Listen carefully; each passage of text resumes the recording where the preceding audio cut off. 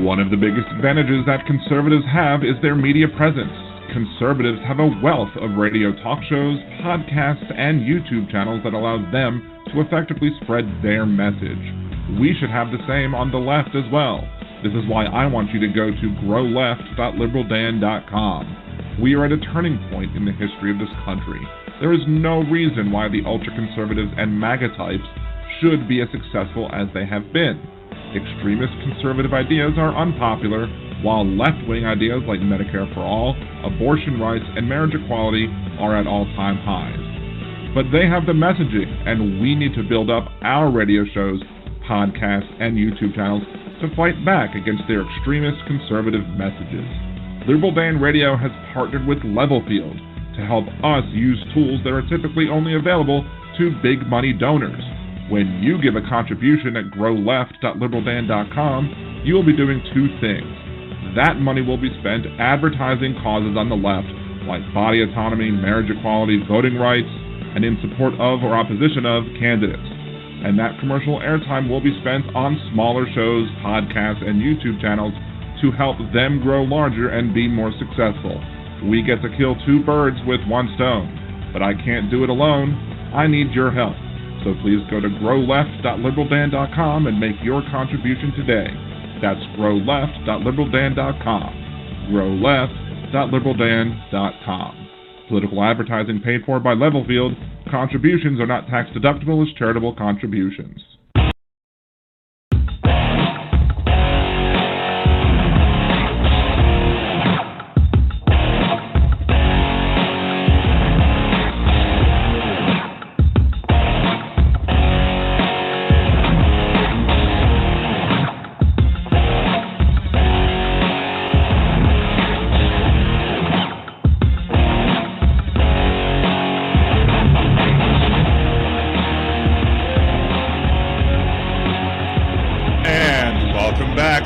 Liberal Dan Radio, talk from the left, that's right. This is your host, Dan Zimmerman, coming at you from New Orleans, Louisiana.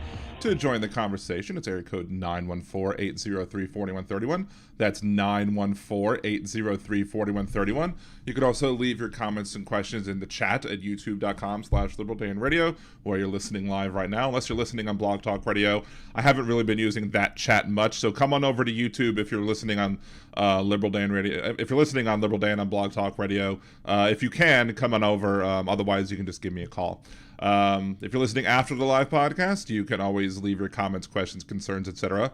over on the show thread at liberaldan.com, facebook.com/liberaldan, at liberaldanradio on Twitter, and of course here on YouTube as well. I was planning up until yesterday to be doing that mythical MLM marketing show that I have been talking about, that I have wanted to do for months now, but there's always something that comes up. And yesterday it was announced that Joe Biden was going to be giving a announcement on student debt relief. And I've been also wanting to do a show on student debt relief, but I wasn't quite sure if I was ready, if I had all the information that I would need to do a full show. But because there's a lot of stuff to talk about, I'm just going to make this student loans part 1. And if the situation happens where I do learn more about some of the other aspects of student loan debt relief that have actually taken place before today, we will do a part 2. But I'm anticipating being able to do a part 2. So there you go. Wait, play it. It is what it is. Thank you, Donald. Anyway, so we have other stuff that we could talk about. Well, if you want to bring up any other subjects that are up, of course, you have the Donald Trump and his ridiculousness when it comes to, apparently he wants his top secret documents back. He has charged his lawyers with getting his top secret documents back. Of course, when Donald Trump filed his ruling to get like a special master or something and in charge of the documentation to see what should have been taken and what shouldn't have been taken, the judge who he appointed pretty much laughed him out of court. Basically was like, look, you're filing this with me, but why do I have jurisdiction when another judge has been handling the other aspects of this case, and I see no reason for me to now take this over when that judge has been handling it, plus other levels of ridiculousness within that filing that made it look like it was either written by him or somebody with a law degree from a box of Cracker Jacks. Yes, today is 8/24/2022. I did forget to, I did not update that one thing, unfortunately. So yeah, we haven't traveled back in time. Maybe I'll fix that during the break. So yeah, just pay no attention to, I can change that. No, that's not the right thing to adjust. Hold on. Let's see. I can get the date out of there. Wait, where is it? That one. Boom. There you go. Now you can't see the date. Anyway, we'll fix that during the break. Sometimes I always forget one or two things. That's fine. You know, it's the little minutia. At least I have it on the title, on the show title correctly, on the YouTube title. Anyway, other fun things that are going on with me personally before we get to the topics. Yesterday, as you know, I've been doing streaming on Twitch as nerdydan.com, and because of the help of the mod squad and other listeners who have been coming in and just chatting with me and talking about stuff, I have been being a little bit more political on that channel than I had been, just by talking about stuff. Political-wise, I've been playing this fun game called Cult of the Lamb, and basically you run your little cult, and because of how the Young Turk folks had, or I should call them the Young Turk types, had actually come out and complained about people using the Dark Brandon memes, I just created the cult and I named the Cult of Dark Brandon, and I've been playing that for a while, and because of the help of, you know, those listeners who have been watching me, like again Aaron, Jolie, Chuck John, everybody else, I was able to finally reach affiliate, and that was a big accomplishment.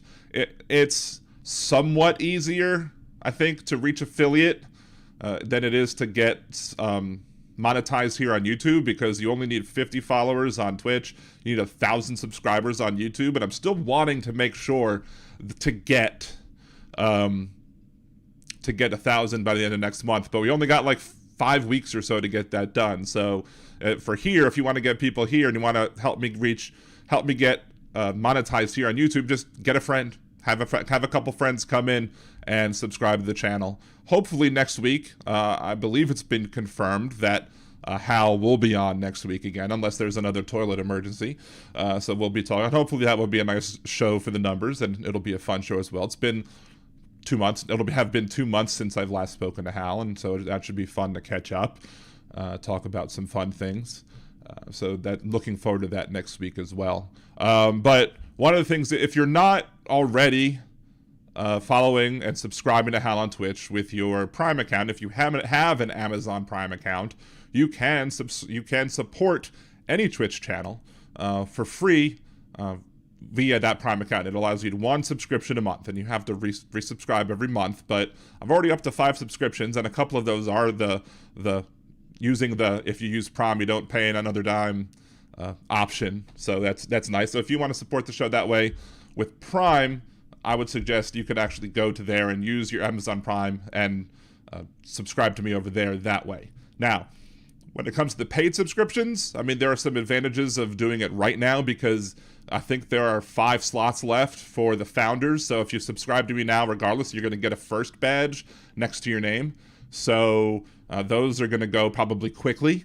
So if you want to grab one of those first badges, I suggest you go ahead and do so. But otherwise, it's probably better to support me with buy me a coffee, or becoming a Patreon, or just buy me a coffee on Nerdy Dan as well. You can either there's buymeacoffee.com/liberaldanradio and buymeacoffee.com/nerdydan.com, either way. So, again, shouts out to people who are here already. Teresa, Bill, TV2, thank you very much.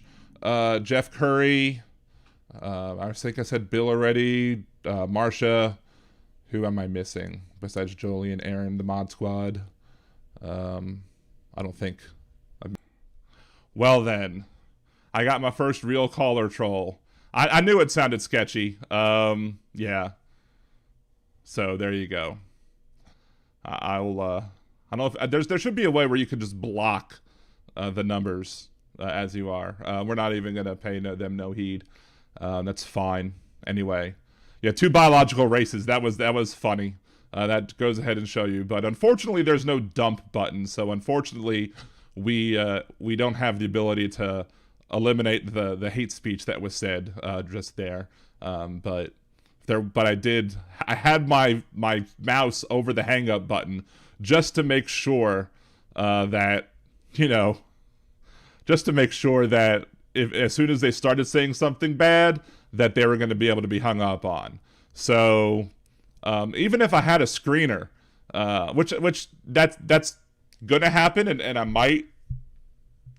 It's possible that maybe I could have Aaron or Jolie or both coming on as a screener. I do have that option to invite like a co-host or whatever to dial in directly to the show who can handle the screening of the calls. I haven't used it yet, but it's possible that we could. But even then, we would still have the situation where they could have been like, they could have just been sounding nice. Hi, I'm Jeff from Arkansas or whatever, and I wanted to talk about gender or what have you. Or even if we wanted to make sure that they were on topic, I want to talk about student loans, and then they could have, after a minute, started with the same crap that they did as well. So anyway, I guess I'm making it big if I'm starting to get my trolls, right? So anyway, it's just, that's the mindset that we're dealing with here in this country. That we have, Donald Trump says he loves the poorly educated, and that much is going to be totally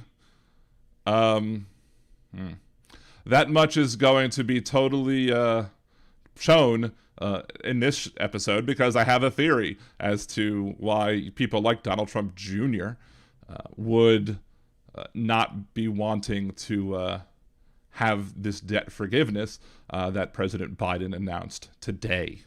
So let's go ahead. What we're going to do is I'm going to go ahead and take the first commercial break, go fix the graphic for a second, and then we'll come back. There is a caller on the line as well. It's a different area code. Let's see. What's area code 307? What is that? That's Wyoming. So instead of Arkansas, what's area code 313? Is area code 313 Arkansas, like they said? No, area code 313 was Michigan. So who knows? But then again, you can get a area code from anywhere. So let's see. Elizabeth, I was down to 1800. That'd be nice. Anyway, so caller, we're gonna go on hold. We're going to take your calls after in a bit, as soon as I find this commercial break. Here we go. 914-803-4131. That's 914-803-4131. This is Liberal Dan Radio. Talk from the left. That's right.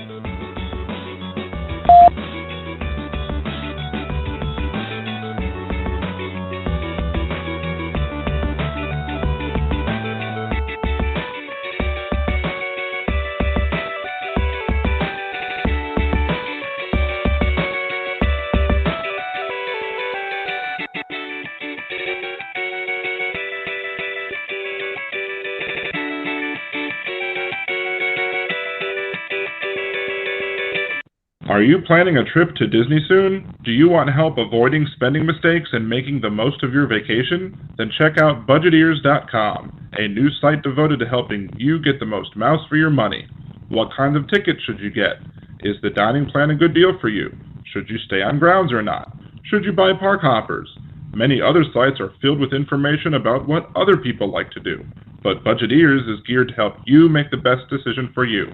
So check out budgeteers.com or go to youtube.com/budgeteers and help make your trip the best it can be. Budgeteers.com is not a travel agency, and it is not affiliated with the Disney Corporation or any of its holdings. In a world gone mad, one progressive will do a bad movie trailer guy impression to get you to listen to his show. There's only one thing that I like better than the Liberal Dan Radio Minicast. Alright, Bill, that's enough of that. On the Liberal Dan Radio Minicast, you will hear an honest discussion of the day's issues, with some personal bits in between. You might even hear what the other side has to say, sometimes even in their own voices. So become one of the Liberal Dan family. because family means no one gets left behind or forgotten. To hear those bad impressions and more, tune into the Liberal Dan Radio Minicast. Talk from the left, that's right. And I think to myself, what a wonderful show. Yeah. If you enjoy Liberal Dan Radio, there's many ways that you can support the show. You can subscribe to the YouTube channel. You can like me on Facebook or follow me on Twitter or TikTok. And you can become a Liberal Dan Patreon. For as little as $3 a month, you can get a shout-out. Higher levels get the opportunity to vote on what I do next on the podcast, the Minicast, or on YouTube. You can even buy commercial advertising or sponsor bits. So go to patreon.liberaldan.com and support the show today. Hey there, podcast listeners. This is Deminox, host of The World According to Knox. It's time for Season 2, where I take you on another trip through my world. The world of movies, video games, pop culture, and more. Relate them to the world around you. Don't forget to leave a question for Marscat, and find me on Twitter by the handle XDeminox. That's the letter X like X-Men, DEMINOX. Now enjoy the rest of your podcast.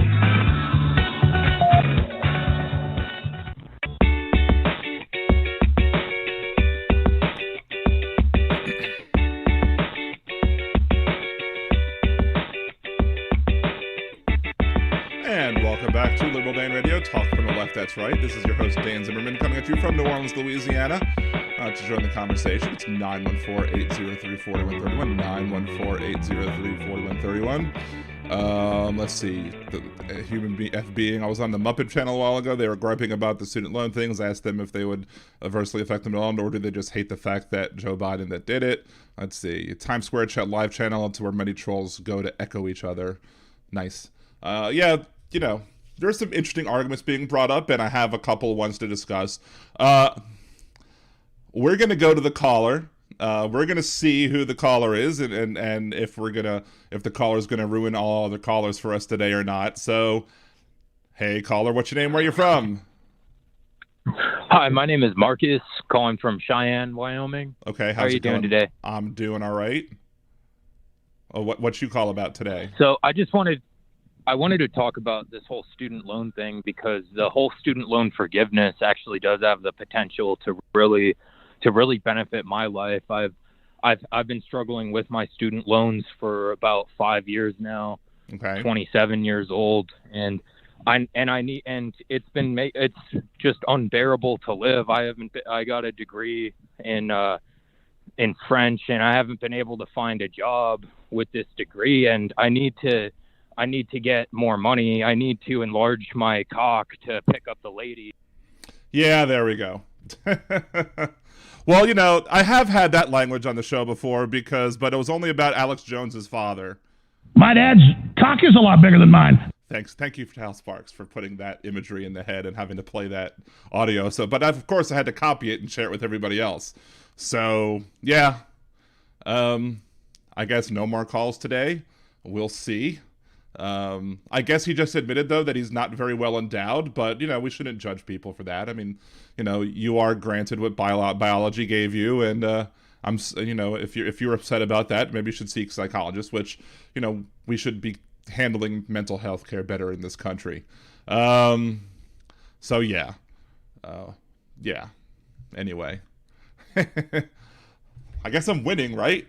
I mean, if the trolls would only just come into the channel instead of on here, it would help the metrics. But calling into the phone number doesn't do me any good with the metrics when it comes to YouTube. So come on, TV2. You wish you had more to say on the topic of whether or not you're of being endowed or not, or something else. So, yeah, it's gonna be one of those days, I suppose. I mean, look, people with small weenies, you know, I'm not going to say deserve love, but shouldn't be, you know, they're just people like everybody else. So, sorry, dude. Yeah, but I'm sorry if anybody, you know, didn't want to have to hear all that stuff. It's fine. TV2 Live, we can talk about schlongs if you want. Student Loans Part 2, the show about, you know, loans about penile enhancement. Anyway, so... I mean, I guess that's probably why he votes for this guy. It is what it is. Because, they probably have something in common. I guess I shouldn't body shame. That's not right of me. People in glass houses they say people in glass houses shouldn't throw stones, but then you shouldn't judge a man until you walk a mile in his shoes. But then there's so either you shouldn't criticize people if you have similarities, but you shouldn't criticize people if you shouldn't have differences. So just say don't criticize people and let that be the end of it. So anyway, yeah, my finger was right over that big X button, though. I was anticipating it, especially with the way that he was talking, like, extra serious like this. And I was thinking, this person sounds like he's perhaps trying to be sounding serious when he's not. He probably talks like this. If the last caller didn't have, which is probably the same caller, if they didn't have the bad language at the end, they could have qualified for next week's Words of Redneck Wisdom, which we don't have one this week, unfortunately. I've been listening, and I didn't really hear anything that good to throw out there. So, let's see. So, what do we have? We have a lot of stuff to go over with. So, there's the Biden-Harris administration student debt relief plan. So, this is kind of the short of it, but this really doesn't go into complete detail as to the other parts that it kind of vaguely mentions, or doesn't go into the specifics about all of that stuff. So we're going to go and take a little bit of a deeper dive because of some of the investigations that I've done, because I still have student loans. And I'll be frank, the $20,000 that I believe I qualify for, I'm fairly certain that I qualify for the 20 because I think I did have Perkins loans or Pell Grants or whatever. I think it's Pell Grants. Whatever I had because I was an independent student going to undergrad. I believe that because of that, I qualify for the 20 and not the 10. And that in and of itself, in my situation, doesn't help me. And we'll get into that for a second in a little bit later. But just because it doesn't help me, that doesn't mean that I'm against it. Because I've been saying for a while now, as people have thrown out the $10,000, the $20,000 figure, people are throwing out these figures all over the place. And I was like, look, if it's only going to be $10,000, I would rather not get anything and let somebody else get 20. Or if it's only going to be $20,000 for me and it's not going to help me in any way, shape, or form, let somebody else have 40. That'll probably help that person a lot more than it would help me. So, and you might think that's counterintuitive. I mean, I was having some discussions over the last week or so with some people on Twitter who was like, well, it's going to take money off of their loan. But there's math here to do. We have to do some math to talk about it. Okay, caller. There's been 2 callers already that have been ridiculous. So I'm sorry, I'm not going to take any more calls this show. Unless somebody in the chat who I know says that's me calling with a particular area code. If I know you and you're calling with a particular and you say this is me calling with that area code, I will answer the phone. But if I don't know you, you're not going to get on. And that's why we can't have nice things, because some people like to, be fools. So, sorry, but as as those people's God frequently says, If you're innocent, why are you taking the Fifth Amendment? Oh, wait, that's not what I meant to click. I meant to click this one. It is what it is. But again, we should hear this one again. If you're innocent, why are you taking the Fifth Amendment? I mean, he took the 5th, so I guess that means he's not innocent, right? So, to Jeff Curry, I paid my student loans off a few years ago. I'm totally fine with others being forgiven. Wish more. That's fine. Anyway, so let's go over the press release from Biden-Harris administration, what the program means for you. There's a lot of fluff. So the plan includes loan forgiveness of up to $20,000. There will be answers to the questions. I think you have to apply for it in the coming weeks. If you've already given your income information, like I know I have my income information in from like before COVID. I was able to, they're going to use that income information at least through April of 2023. and then I'll have to resubmit this year's tax. I'll have to submit this year's taxes to them next year, and that way I'll be able to say, okay, this is how much money I made, so this is what my new income is going to be based on, so you can figure out my income-based repayment amount. So anyway, so part one, which helps everybody, final extension of the student loan repayment pause. So instead of it ending at the end of this month, like it was supposed to do, it's going to end at the end of December, and payments will resume in January of 2023. So I think my payment will be at the end of January for my first student loan payment. And there's nothing that you as a student loan borrower under the federal government, there's nothing you need to do in order to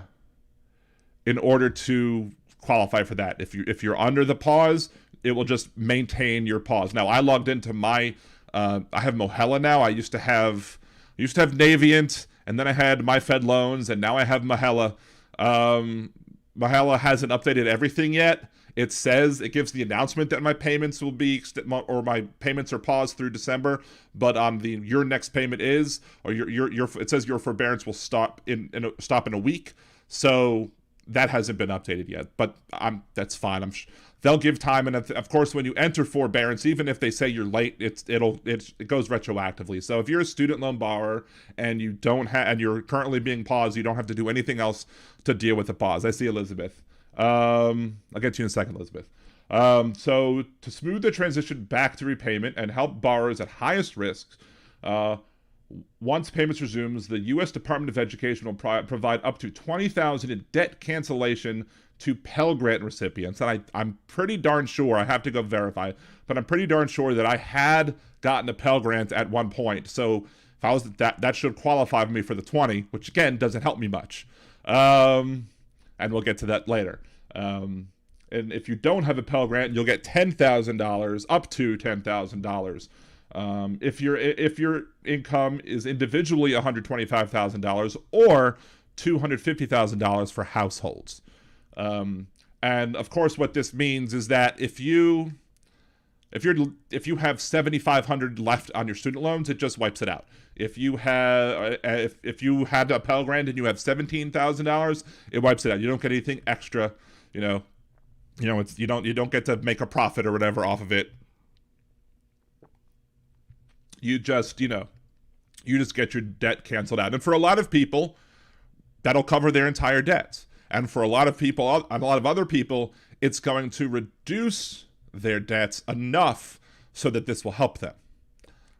Not in my case. Again, I'm not angry about it. I'm just going to say that there are, I don't know if they were thinking about it. I don't know if a lot of people understand how it works, but we will get to that soon. But we do want to go to Elizabeth. Hello, Elizabeth. I'm sure you're not going to be talking about what the last caller talked about. So what's going on? Well, as far as the last caller is concerned, there's only like 500,000 people in this whole state. Right. And obviously he's not had to get a public education. It's kind of clear he hasn't had one.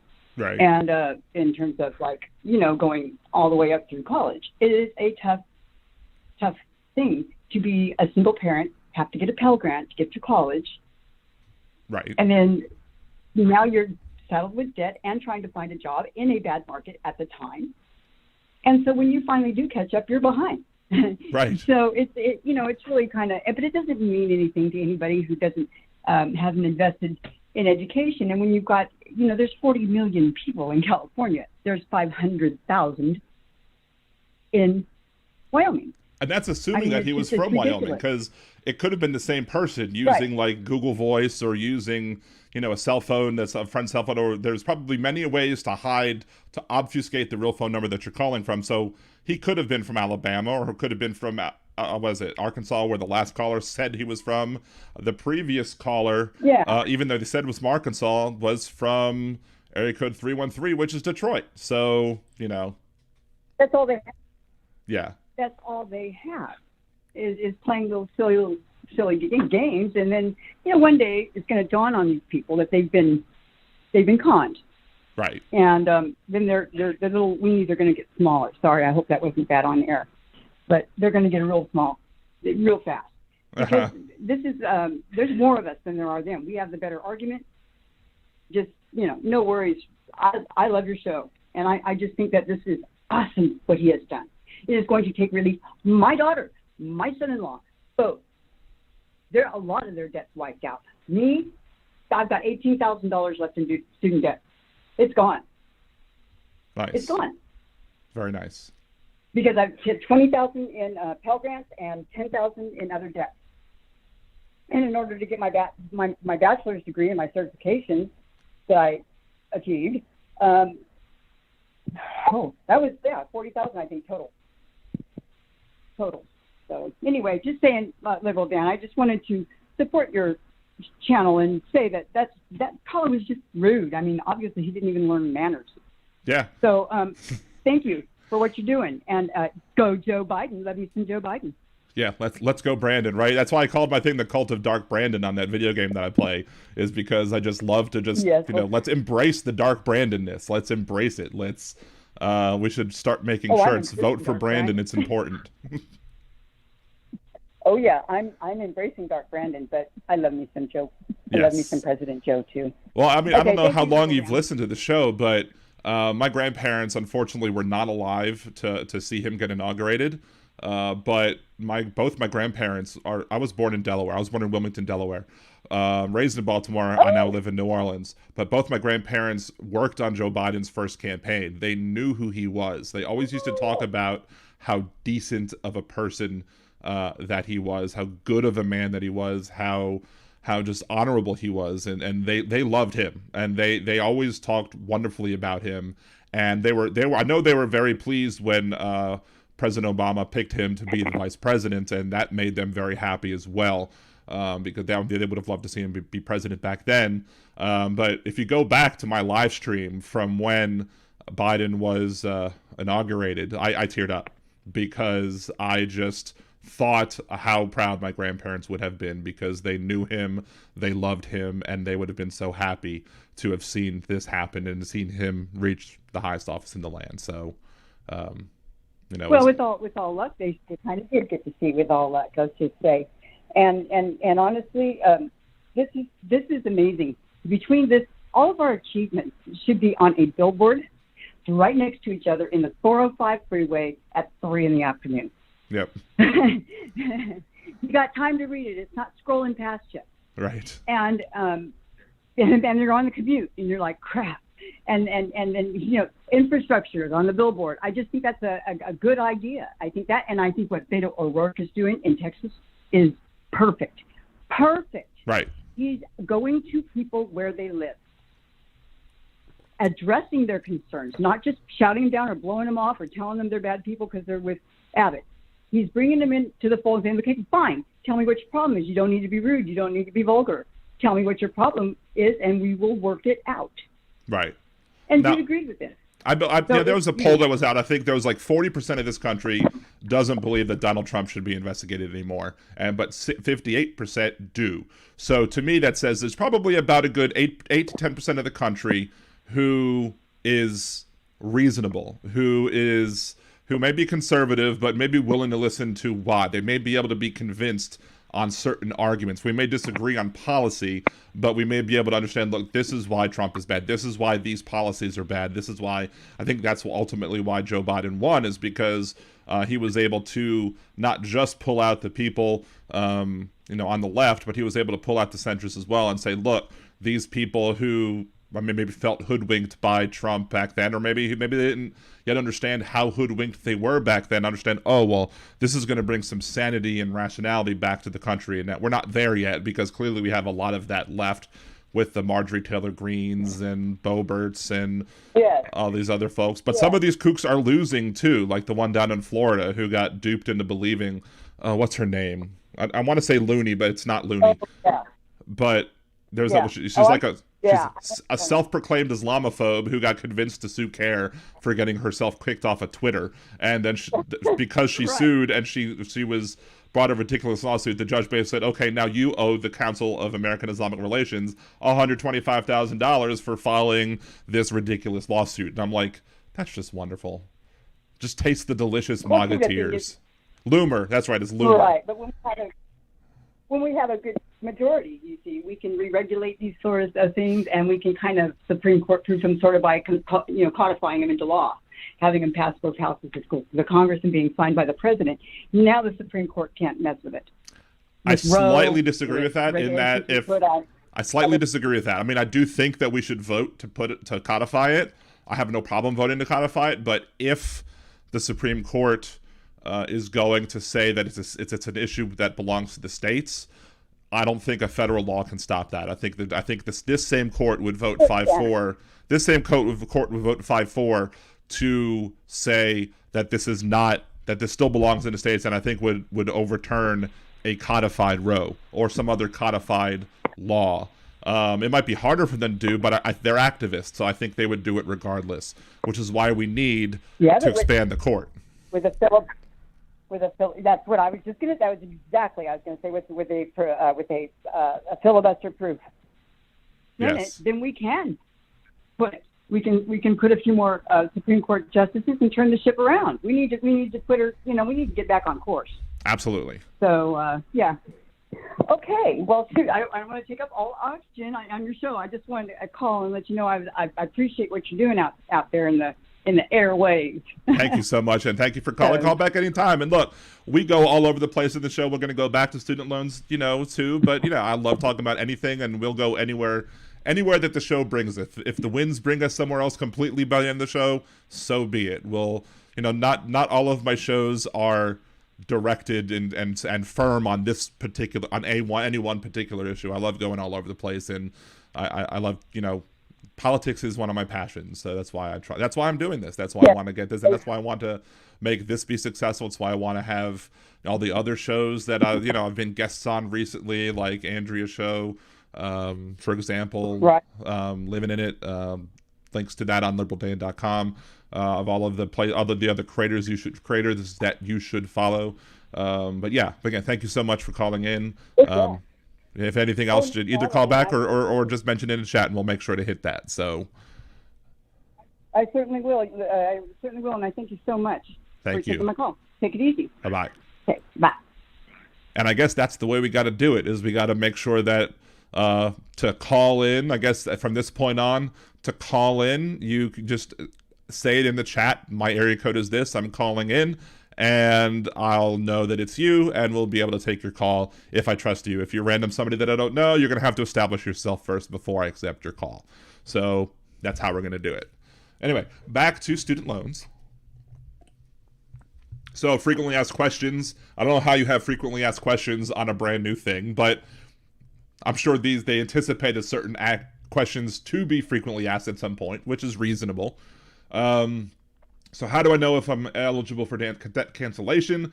To be eligible, your annual income must have fallen below $125,000 or $250,000 for married couples or head of households. If you received a Pell Grant in college and meet the income threshold, you'll be eligible for $20,000. If you do not receive a Pell Grant in college and meet the income threshold, you'll be eligible for up for $10,000.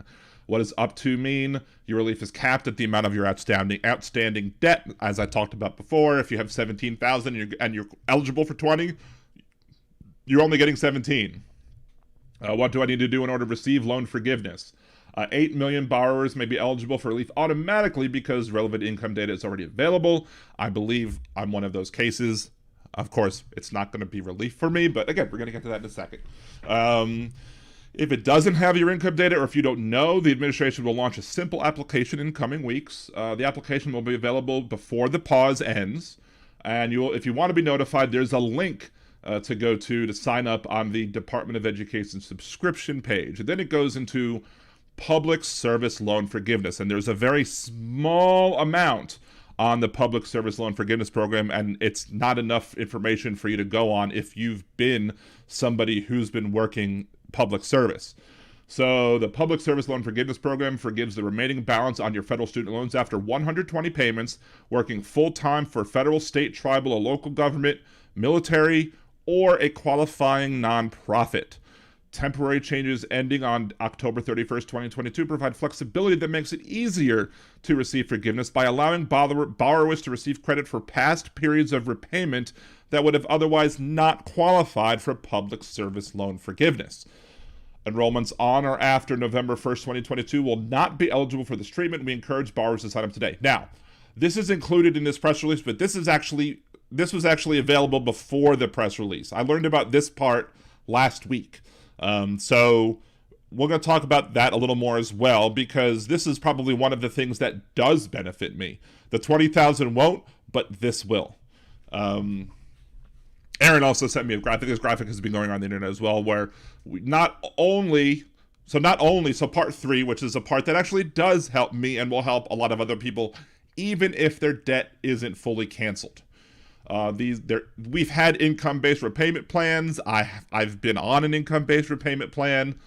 So they're proposing a new rule to create a new income-driven repayment plan that will substantially reduce future monthly payments for lower and middle-income borrowers. The rule would require that borrowers pay no more than 5% of their discretionary income monthly on undergraduate loans. This is down from the 10% available under most recent income-driven repayment plans. Raise the amount of income that is considered non-discretionary income and therefore is protected from repayment. So it's guaranteeing that no borrower earning under 225% of the national federal poverty level, about equivalent to $15 minimum wage for a single borrower, will have to make a monthly payment. So if you're making 225% or less, or maybe 224%, I guess, according to how this is worded, if you're single, it's more. If you're not, you won't have to make a monthly payment. Your monthly payment will be zero, and that zero payment will qualify. Forgive loan balances after 10 years of payments instead of 20 years for borrowers with loan balances of $12,000 or less. Again, that part doesn't help me, but let's say your loan balance was $12,000, and let's say you have $31,000 in federal student aid, and you had a Pell Grant when you went to school, right? Let's just say that's the case. $31,000. So now they're going to chop off $21,000, right? So they're going to chop off $20,000, leaving you with $11,000. Okay? So if your income is under 225% of the federal poverty level, so let's go ahead and pull up federal poverty level 2022. 6 more rows. We'll pull that up. So federal poverty level, if you're a single person, currently the poverty level is $13,590, right? So let's pull up our trusty calculator here as well. So if you're a single person and the poverty level is $13,590, and you're allowed to be making under 225% of that, so that's $13,590 times 2.25 is $30,577.50. So let's see. So if you were making like $30,000 a year, or $30,100, or whatever it was, you're making that amount of money a year, and you've just had your loans cut by $20,000, your student interest payment, your student loan payment would be $0. And each time you make a $0 payment, it counts towards that. So if you made 120 $0 payments, you wouldn't have to pay anything towards your student loans, and you would get the rest of your loans paid back after 10 years of payments. And if you've already made some payments, you won't have to make any other payments unless your income goes up. And if your income goes up, let's say your income was $40,000. So let's make this a negative, and we're going to add $40,000 to it. Because how they determine what your student loan payments are is you subtract what's required to live, which is for a single person is like what I just said, the $30,577.50. You subtract that from your overall salary, and the remainder is your discretionary income. So you're not going to have to pay. You have to pay off of your discretionary income, not your full income. So if you're making $40,000 and you're a single person, your discretionary income annually is $9,400. So now you can divide that by 12, and that's $785.20. Now, because you don't have to pay any more than 5% of that, you multiply that times 0.05, and your monthly payment on your student loans would be $39.26. So that would ultimately be your payment. And if you made 10 years of payments of $39.26, your whatever's left of your $12,000 loan will be wiped away. So this is going to help those people, very much so. And then, well, you say, well, what about the interest, Dan? You know, if you're making the minimum payments, you're not paying off the interest. Part 3 does this. It covers the borrower's unpaid monthly interest. Unlike other existing income-driven repayment plans, no borrower loan balance will grow as long as they make their monthly payments, even when their monthly payment is zero because their income is low. So your loan's never going to grow anymore. Your loan will not grow. So your loan will be stuck there. And then you will pay whatever your monthly payment is, even if it's $0. And you would you'd be able to have your loan paid off in 10 years instead of 20 years if your balance ends up being $12,000 or less after the $10,000 or the $20,000 payment that they give you. So that's all really good for a lot of student loan borrowers. It's all really, really good. So let's look at other numbers though. So I have a family of 4, right? So my family of 4 is, for a family of 4, the poverty level is $27,750. If I multiply that by 2.25, it means that before I have to pay our single red cent on my student loans, I have to be making more than $62,437.50 a year.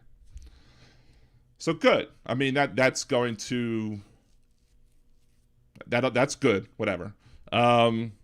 Let's say, for example, there was somebody making $150,000. I don't make $150,000, but let's just say somebody in a family of 4, their combined income is $150,000. So this is what I'm going to be talking about. How the first parts aren't going to help me. The other parts will, but the first part's not going to help me. So we're going to make this negative, and we're going to say, okay, our annual income is $150,000, right? Equals. So now our discretionary income at that point would be $87,500 or so. So, and this is a lot of math heavy, but I'm trying to explain this to be able to understand. So if you need to rehear this again, you could always go back and replay it if you need to understand the math. Or you can write it down on home if you want. Or maybe I should make a blog post that discusses this. That might be better. But I worked this out a little bit on Twitter before, but I'm using kind of different numbers. So you make $150,000 as a family of 4. The 225% of the poverty level for the 48 contiguous states and District of Columbia, again, is $27,750, allowing you to have $62,437 before you have to pay any money, leaving you with $87,500 or so in discretionary income, right? So if you take that, you divide it by 12. So you divide it by 12. That's $7,200 a month of income. That's assuming a gross and not that's assuming you don't have like pre-tax deductions or whatever.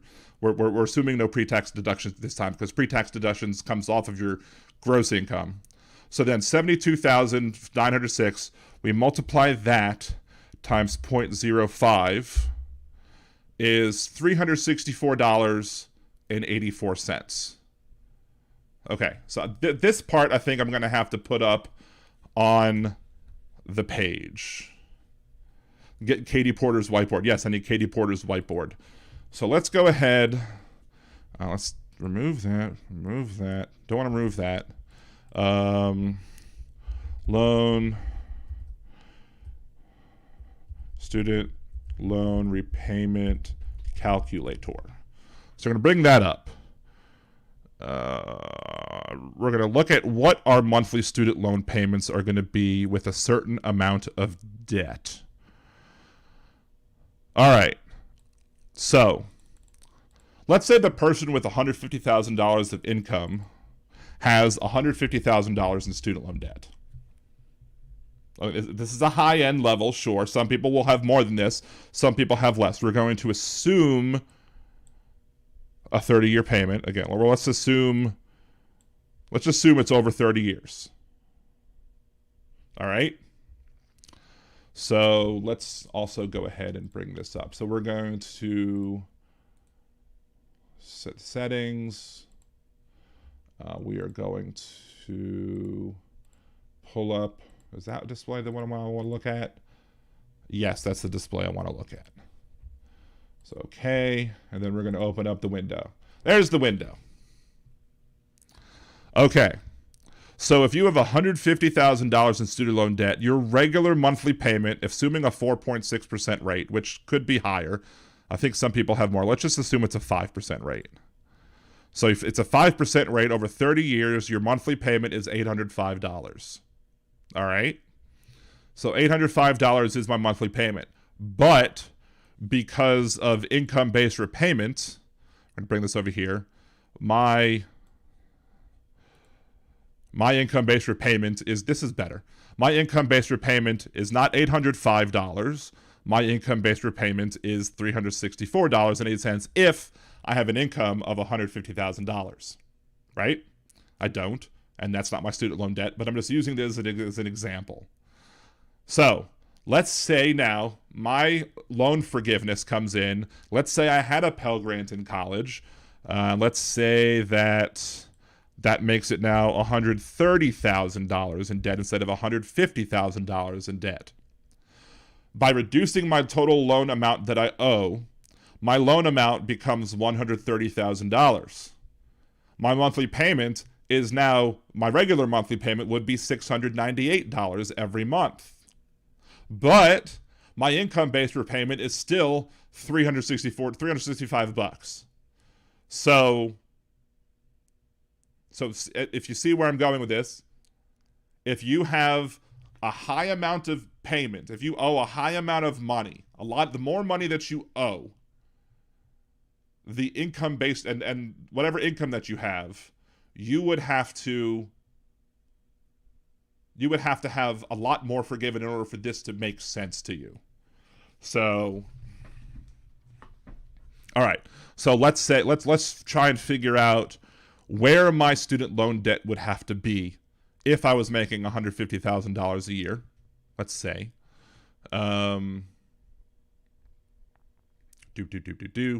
let's just bring it down to $75,000. Even at $75,000 of debt, my monthly payment is $403. So therefore, my income-based repayment is still, even at $70,000. What happens at $69,000? $69,000 is still too much. Let's go to 68. Write it. So if somebody was making $150,000 a year, the amount of loans that they would have to have for this to make any difference would be $88,000 or $78,000 or $88,000, depending on whether or not they had a Pell Grant. So if you have a Pell Grant, if you had $88,000 in debt, it's still not a difference. If you have $88,000 in debt and you went to $68,000 debt because you had a Pell Grant, your regular monthly amount would be $365 instead of $472. So $365 as your total monthly payment versus $364 for income-based repayment.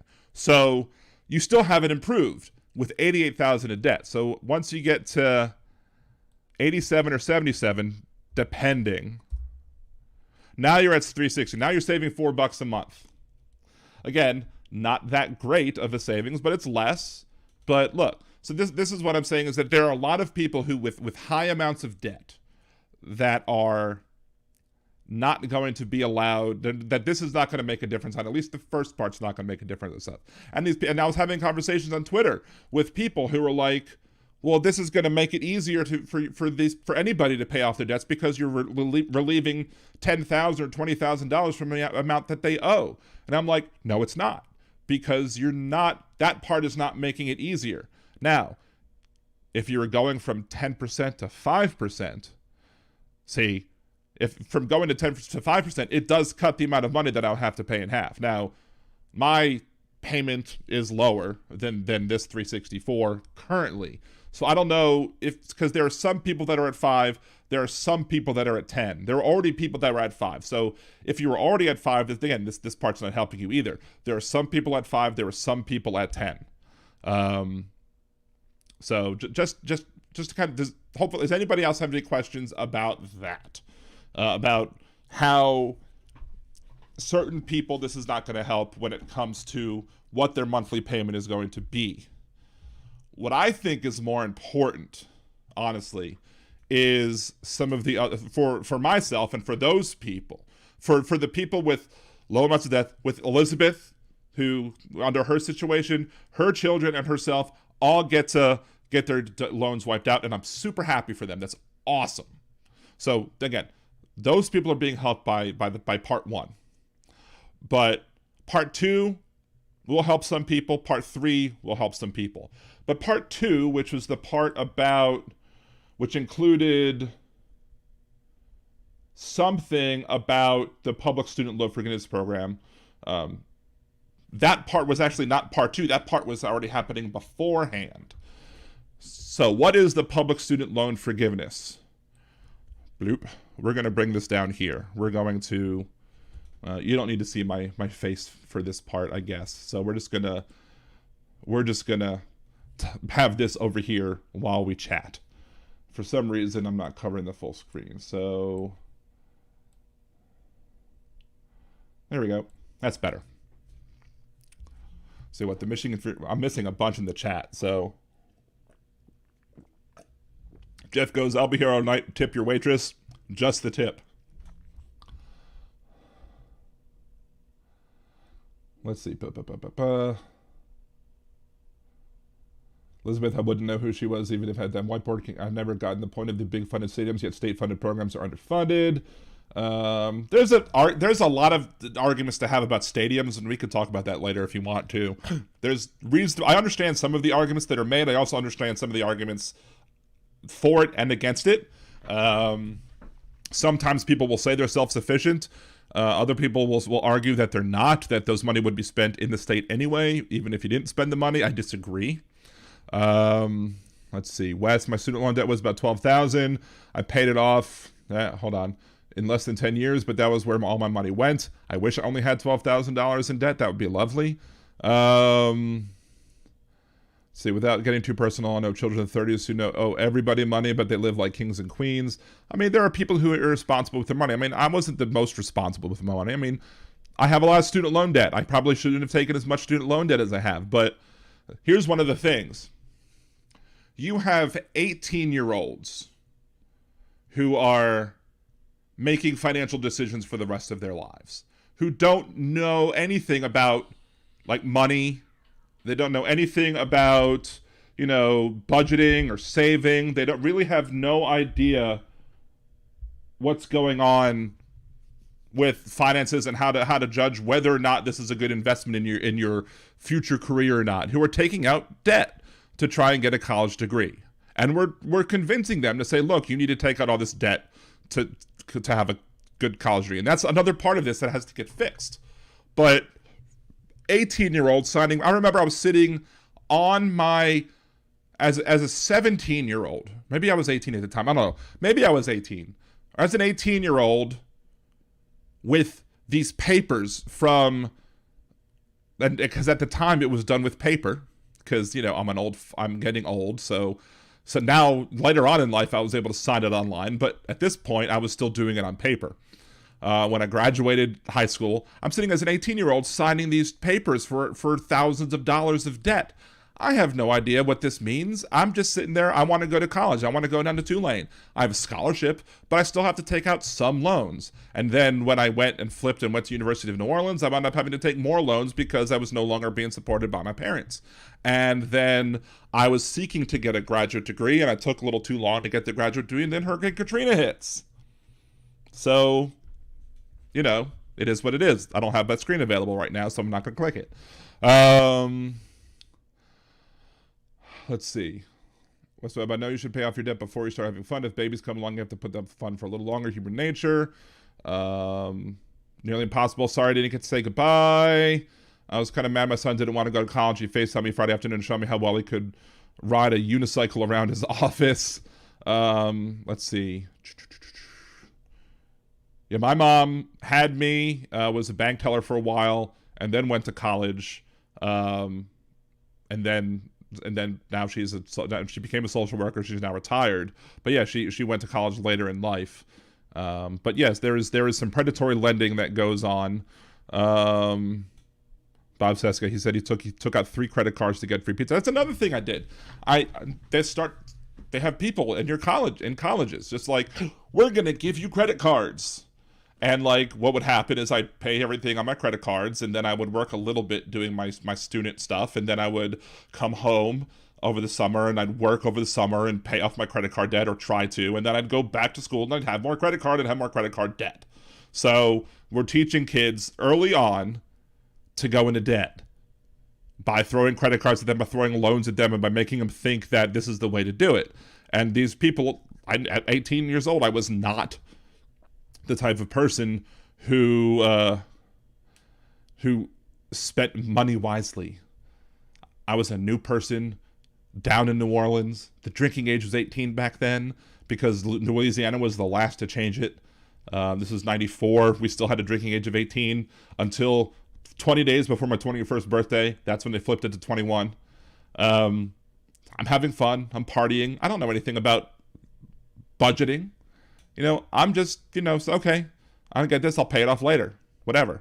I wasn't well informed of myself. So we're having these people, now we're telling these people 20 years later or more, you should have been more responsible. Well, maybe we should have been responsible early on. Maybe we should have been more responsible by not making colleges pricey. Maybe we should have had better high school courses on financial literacy so that we don't make the mistakes and we don't try and don't allow ourselves to get into debt.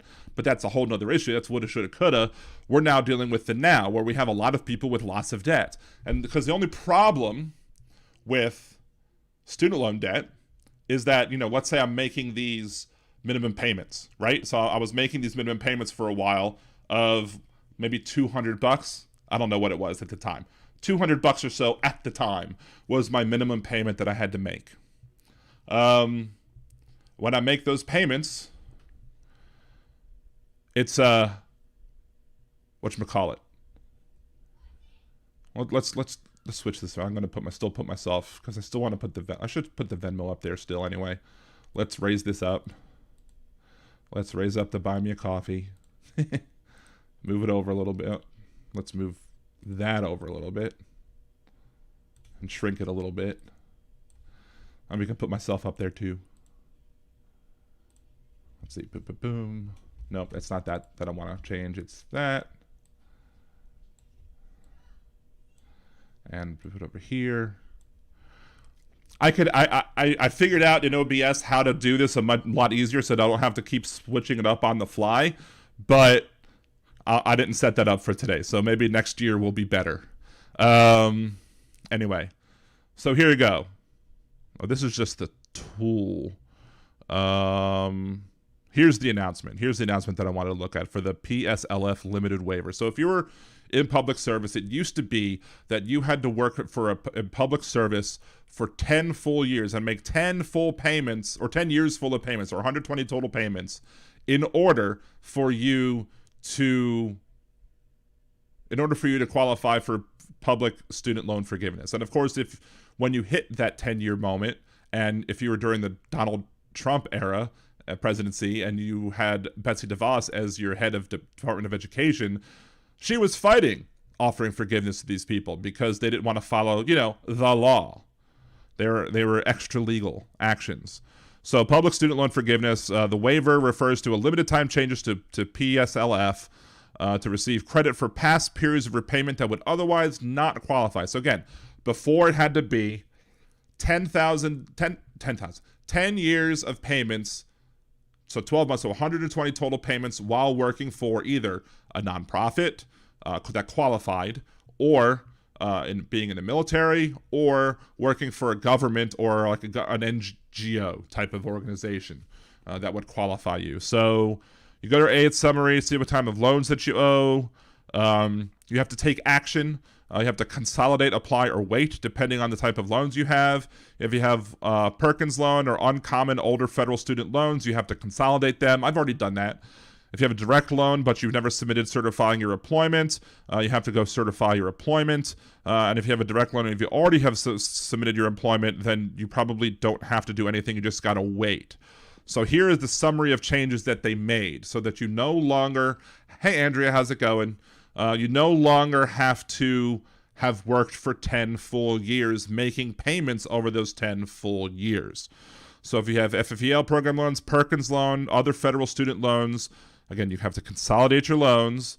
Before consolidating, you have to check to work if you're for a qualifying employer. Past period of payments will now count. Past periods of repayments will count whether or not you made that payment on time, for the full payment due, or on a qualifying repayment plan. So, for example, I made payments, I think, in my year off. I took a year off of school, and I made student loan payments in that 1 year or so. And then I went back to school, so then I had an in-school deferment at that point. So those payments would initially not count towards my public service loan forgiveness. Forbearance periods of 12 consecutive months or greater, or 36 cumulative months or greater, will count under the waiver. In fall 2022, Ed will begin making account adjustments to include these periods. Forbearance periods as covered by the COVID-19 emergency relief flexibilities are not included towards these payments. I've had several years of forbearance or deferment. I used up all my deferment, and then I used up forbearance. Now, I did work for my student loans or whatever, so let's say I worked 9 months or so during that year when I took a year off from school. And then I ended school in 2005, or I got out of school in 2000. I was out of school in 2006, let's say. Was it 2005?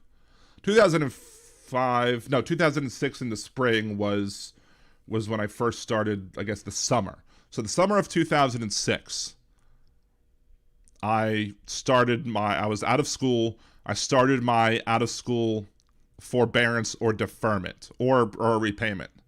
So 2006 to 2007, 2007 to 2008, 9, 10, 11, 12, 13, 14, 15. In 2015, I started working for a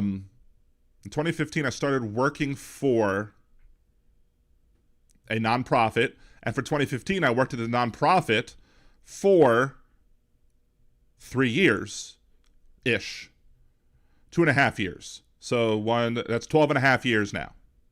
So 12 and a half years that I was working for that I started when I left school and was on forbearance or deferment or on a forbearance. So that will be added to my account. So all I had to do, let's see, the qualifying employment requirements I have to determine if you're, let's see, if, I think there was a chart here. So which PSLF requirements are waived?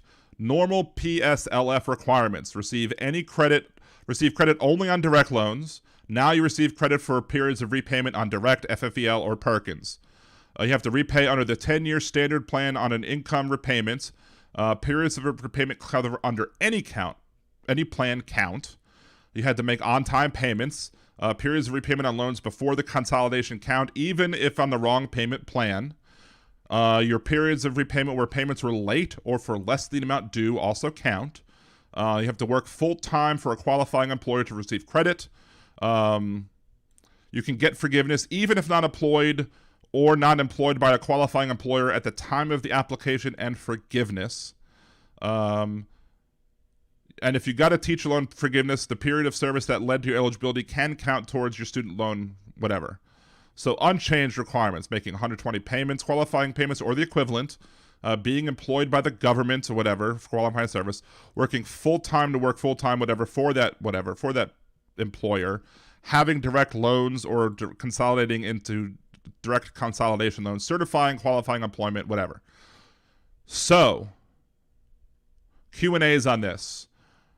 Let's see, why can I get credit for payments even though I was ineligible before? Ed has determined that it can use the flexibilities provided by HEROES Act of 2003, which allows the Secretary of Education to waive certain federal student aid program rules in periods of national emergency. Why do I have to consolidate? I've already consolidated. That's fine. As we work to update your payment counts, you may receive multiple auto-generated communications. We appreciate your patience. How does Ed know that I want to get credit? What prompts them to view my account? You have to submit your things. When can I expect to see my change in my payment count?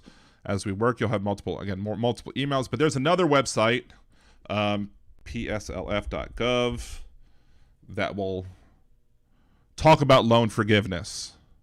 So again, you have to apply before October 31st, 2022. There's a way to find out if you're eligible. We're not going to click on that yet. So meet Elena, the psychiatrist. She works at a state hospital in upstate New York, where she had worked for the last 4 years. She previously worked for a nonprofit for 7. She has federal direct loans from her undergraduate as well as medical school and has been making timely payments should she apply. Yes.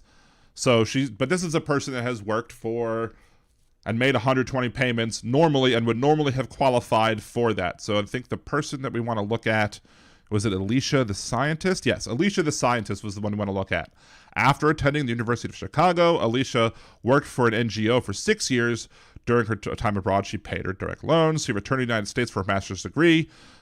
She was still paying her student loans. Upon completion of her master's, she took a job with the state of Colorado. No, that's not the one I wanted to look for. What's the one I wanted to look for?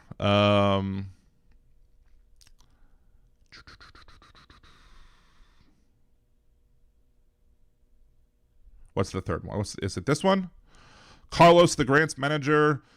Carlos graduated from college. He worked full-time in a bank. He worked there for 5 years while making payments on his loans. Carlos left the bank and went to work full-time for Mobile, where he's been working for the last 10 years. He's not sure how many payments he has made throughout the time, but he knows he didn't make all his payments, and when he did, he didn't count his full payment amount should Carlos apply. Even if Carlos has not made 120 payments, he should still apply because he has been working for a qualified employer, and under the changes, he can count many of his prior payments toward forgiveness, even if it wasn't for the full payment or on time. Carlos may not actually be too far forgiveness, but he has till October 31st to take advantage of the benefits. So there's lots of different ways that you could potentially qualify. If I'm reading it correctly, it's if as long as I don't think you have to have worked for a non-for-profit for 10 years. You just have to have either made payments or been in repayments, and at some point have worked for nonprofits. It's not 100% completely clear as to whether or not you qualify or not. If I would qualify, for example, but it is what it is. And let's see. So there's that. But there's another thing to talk about. So if you work for a public, if you did public service, you have many options. If you still have federal financial aid, if this $20,000 or $10,000 is not going to wipe off all your debts and you're still going to have debt remaining, it's possible that this is going to work for you. It's possible that if you've done public service, that this is actually the thing that is going to help you, not necessarily what was talked about today. Now, let's talk about this. Income-driven repayment. So this is something else. This is not public service. Let's see. Elizabeth, I got to go to the bar. I'll try to come back. Let's see. Wes, why would you be in trouble? I don't know. Thank you, Jolie, for supporting the patron, for giving a shout out to the patron, for linking to that as well. I guess we should do a show reset. Liberal Dan Radio, talk from left, that's right. We're on Wednesdays, 8 p.m. Central, here on youtube.com/Liberal Dan Radio. Support the show, go to the patron, patreon.com/Liberal Dan, or you can buy me a coffee.com/Liberal Dan Radio, or just go to liberaldan.com and click buy me a cider, and you can buy me a cider. You can also support the nerdydan.com channel. Go to nerdydan.com, all the places you can find me online. You can buy me a cider there. You can also, if you have Amazon Prime, support twitch.tv/nerdydan.com. All you got to do, if you don't have a Twitch account already, get a Twitch account. And if you have Amazon Prime, you go to gaming.amazon.com, and you have an option to link your Twitch account to your Prime account. That will then allow you to go to my page, twitch.tv/nerdydan.com, and you can then click the subscribe button, and you'll have the option to click a checkbox, and you get to subscribe to me for free. So far, I have 5 subs in 2 days. That's pretty awesome. I like that growth. I'd like that growth to continue. But if you're not going to use your Prime membership to support the show, I would rather you support the Patreon here than support the Twitch over there, unless you want to be one of the first 10 subs, in which case you get the first badge, which makes you special. Just like Aaron did, and Chris from Voltron, Yosh from Voltron, and several other people. My other friend Chris also became the first subscriber at nerdydan.com, and because he was like, well, as soon as you get approved, I want to be one of your founders. I'm like, I don't even know what that means. I went and looked it up. I'm like, okay, before I announced to anybody else that I was an affiliate, I was like, here you go, Chris, here's your opportunity, you get first dibs. He immediately did it. Then we moved on and allowed other people to get it as well. I think there are still 5 left last time I checked. So let's see. Jeff Curry, I made some cider. It's 160 proof. Woo. That's strong. I've had some strong cider. That's stronger than any cider that I ever had. I might want to try it.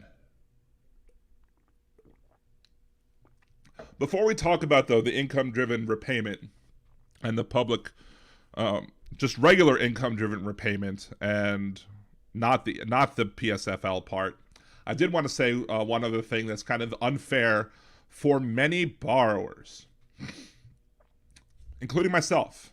As a borrower, it's moonshine. Sure, fair enough.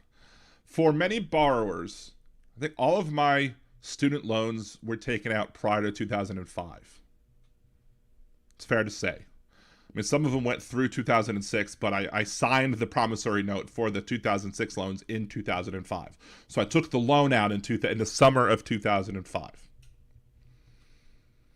In 2005, the federal government decided that you're no longer going to be able to declare bankruptcy and write your student loans off on a declared bankruptcy.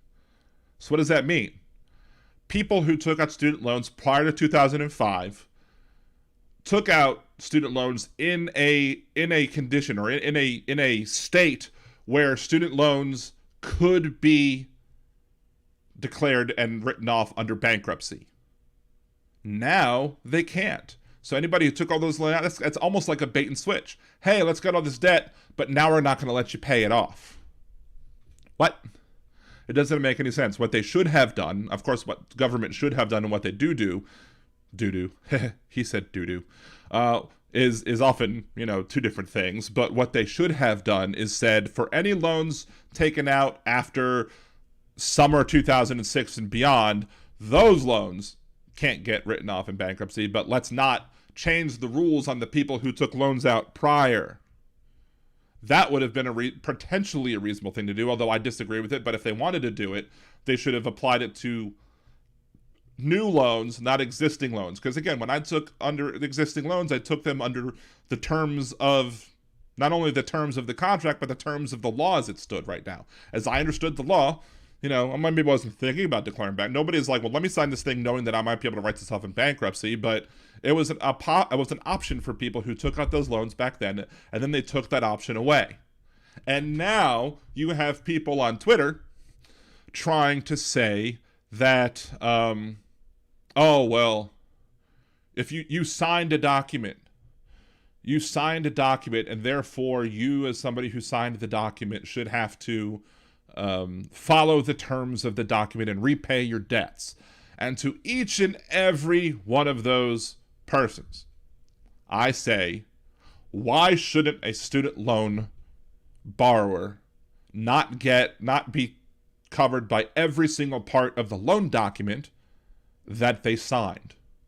And why do I say that? Because every federal student loan recipient gets to have forgiveness in some way. Forgiveness is included in those federal student loan forgiveness. And shockingly enough, you might not think that as somebody who's 18 years old, not understanding the law, not understanding the weight of what this debt might mean in the future, one thing I do remember was that I read the promissory note. I took it upon myself when I was 18 years old to read that darn thing cover to cover. I wanted to know what I was signing, even though I might not have understood the complexities of debt and how easy it is to fall into debt and how hard it is to crawl out of debt after you've fallen into debt. I might not have understood all that, but I still wanted to read the document to know what I was signing. And as it turns out, I remember reading one of the things that stood out in my mind, I still remember to this day. I remember reading about the fact that if you're, let's say you lose a hand, or an arm, or a leg, or something. Let's say you had some sort of disability that happened after you graduated or whatever. You would then get your loan forgiven.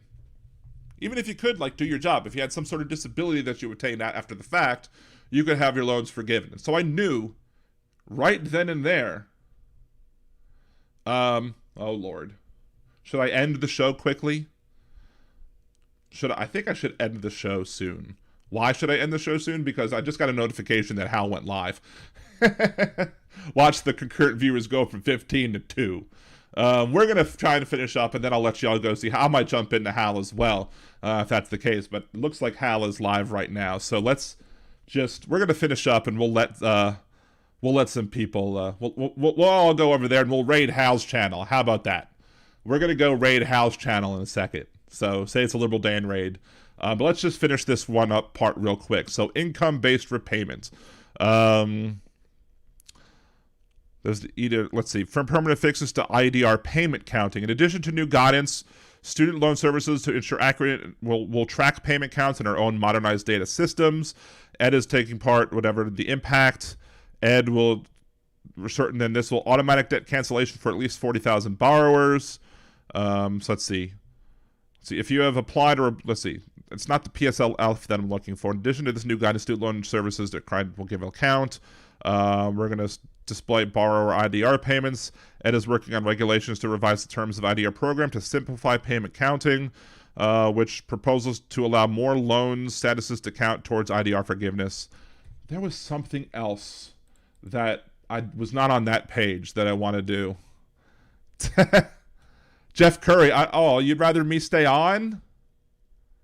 That's nice. I mean, I don't know.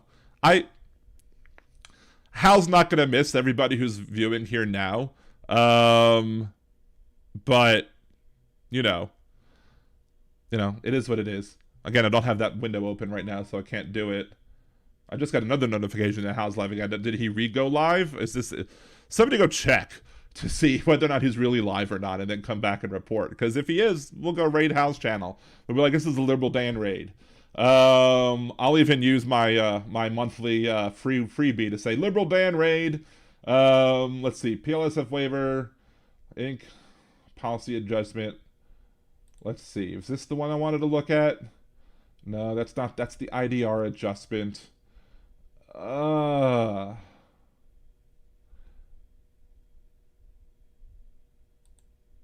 Is it this one? No, it's not that one. This was on my Mohelo page before. I don't know how it is on. Okay. We're going to have a part 2 of this show anyway. So, let's just see real quick if I can find... we're going to go to... No, that's not that. That's not what I want to go to. I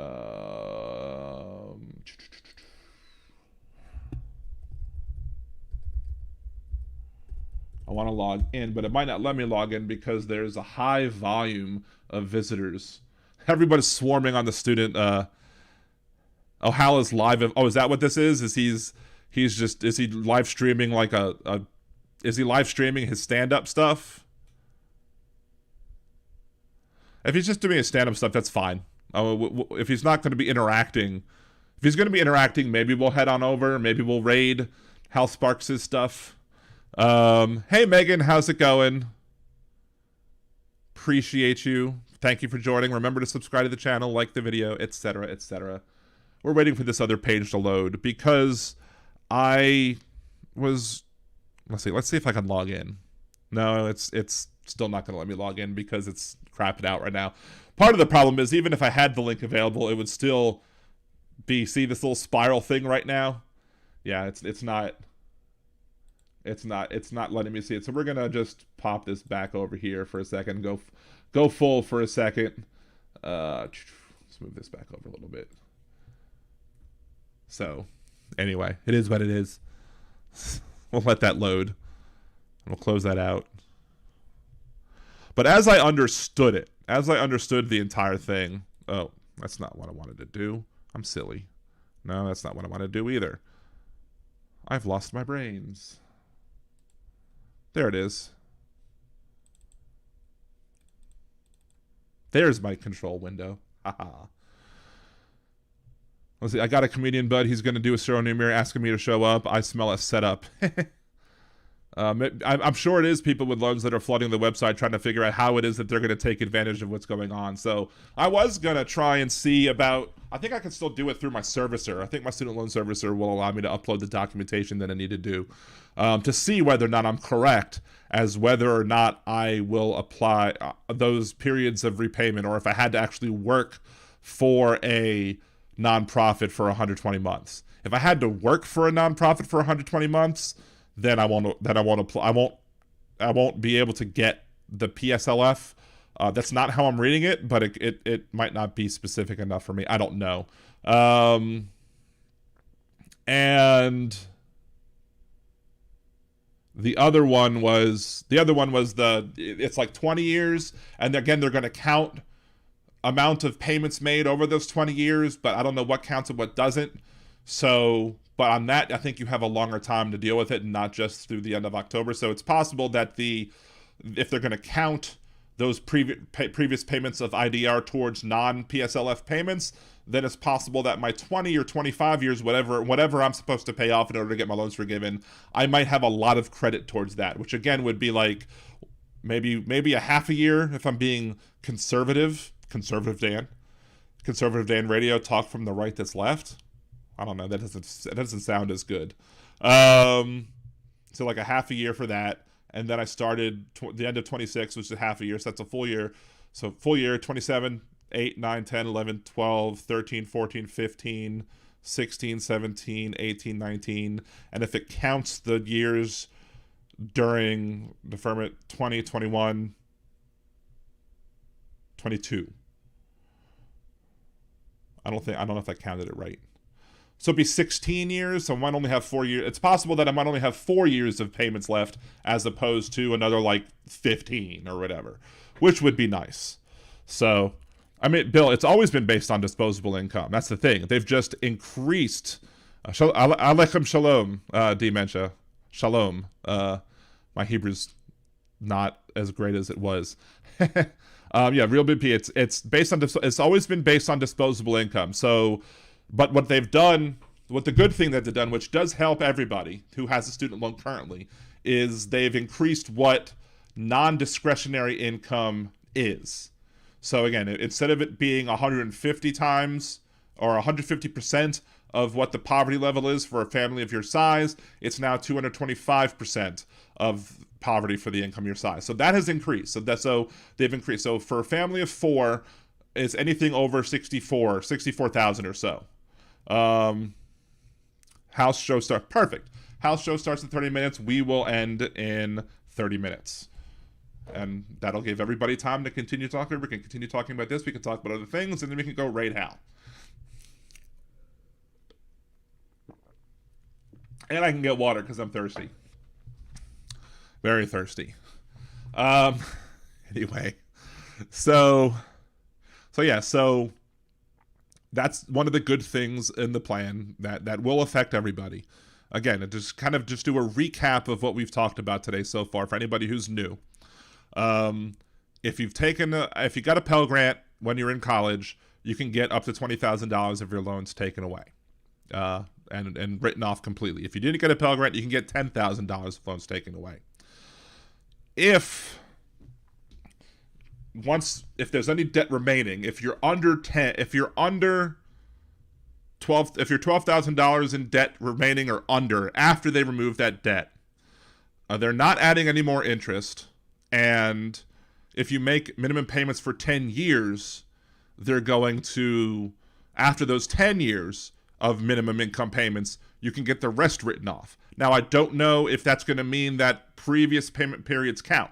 So it's quite possible that your previous payment periods might count. And so once you get your 10 or 20 taken off, the rest, if you're under 12, the rest could be potentially written off immediately. That's one of the things I don't know. That's one of the things that I'm going to have to come back and for my student loans part 2. That when I do that episode, that will be one of the questions that I'll have to have answered, is whether or not those people who have the $12,000 in debt remaining after the reduction, if they could have their debt then eliminated immediately or very soon thereafter, because of the IDR provisions. But even if not, let's say you're a new student loan borrower, you get $10,000 or $20,000 taken away, then you only have to make 10 years of minimum payments. And if you're a single person making less than 30, or if you're a family of 4 making less than 64, or somewhere in between if your family size is later, or somewhere greater if your family size is greater, you'll pay $0 payments. And if you make $0 payments for 120 payments, you then get the rest of your loan written off without having to pay a single more penny towards it. So again, those people are helped as well. If you have more than the 12,000, you're not gonna, maybe if you have more than 12,000 after the 10 months too. So let's say you are at, let's say your payment was $100 a month and you had to make 120 payments at $100 a month. So that's $12,000, is that right? Or $1,200? $12,000. That'd be $12,000 in payments over 10 years. $1,200 a year, I think. Or maybe my math is getting screwy. It's late at night. So let's just pull up the calculator real quick again. 100 times 120 equals 12,000. I was right. Yes. So if you made 12,000 in payments, and if let's say you had like 24,000 in debt, after they took away the 10 or 20, if that left you with 24,000 in debt, and then you made $100 payments for over the course of 10 years, and that left you with $12,000, according to my understanding of what I just read, you would then get the rest of your loan paid off after 10 years, only having paid $100 a month on that debt, assuming that was your IBR. Now, a lot of people, $100 of IBR is going to be much less. In order for you to have $100 a month, what would your salary have to be at $100 to get $100 a month payment? So 100 times 20 equals 2,000 times 12 is 25. So that's not even, so but here's the thing. Yeah, if you're making 100, if your IBR is $100 a month, that means you're making 24,000 a year, which means you're already making zero payment. Well, so 24,000 of discretionary income. So your income would have to then be, if you're single, you would have to be making if you're making $54,000 a year, you would be making $100 in payments. You would make $100 payments over the next 10 years. If you got below 12,000 at that point, you would have the rest of your loans wiped off, only have to pay 12,000 towards your debt. So, and if you're if you're in public service and you're going for the public service loan forgiveness, it doesn't matter how much your debt is. It doesn't matter if it's over 12,000 or not. You could be at 50,000 or 100,000. If you have $100,000 in debt and you're in public service, let's say you're working, for a charitable hospital as a doctor instead of working for a big corporate hospital. You decide you wanted to help people out with your degree instead of trying to become rich. Which, I'm not going to begrudge you for getting money, for getting paid for going through med school. But if you go through med school and you have a bunch of debt and you decide you can now go work for whatever, and whatever your payments are, they're going to be less, and it's only going to be 5% of your income, of your discretionary income. And then after 10 years, you get that all written off. And there you go.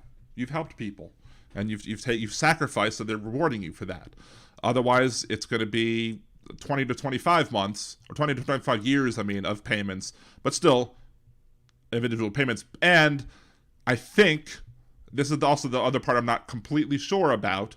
I believe that you can also have previous payment periods counted, not just towards your public service, but also towards your regular income-based repayment student relief once you've paid 20 or 25 years worth of stuff. So, see, Putin giving out good info now if he can figure out what happens for people in default. Well, that's kind of covered already. If you go to the where is it? Is it under the FAQ? I believe under the FAQ, at least for the Public Service Loan Forgiveness Program. Let's open that one right now real quick again. Let's see if they have FAQ in here or not. Q&A, what types of, let's see,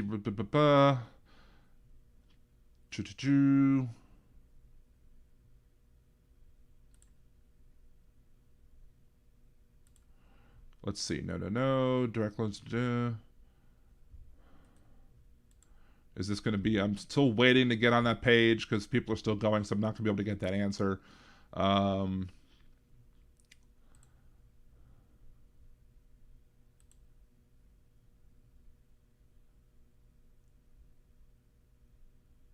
Okay, so I guess I'm not going to be qualified for a public student loan forgiveness because here's this question on the Q&A from the White House page. Can I receive public student loan forgiveness if I have more than one employer over the course of 10 years?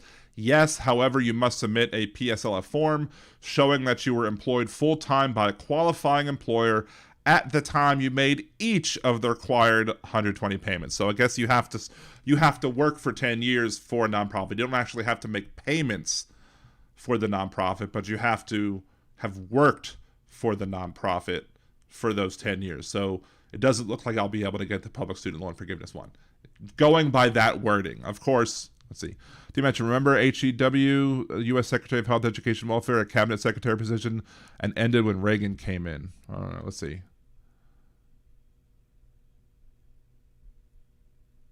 Yeah, Putin and TV2 Live. Where's Agolf Twitler? I miss Agolf. That's just such a great Twitter name. That's so awesome. So it doesn't look like that. There was information on... Oh, I'm here. I was able to load the student aid page. So yay.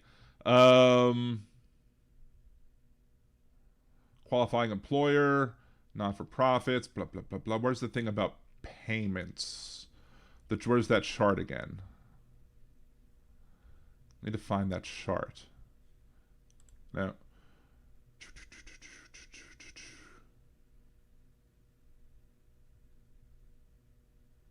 I'm just trying to look for it now. Can I waive the 6-month? No.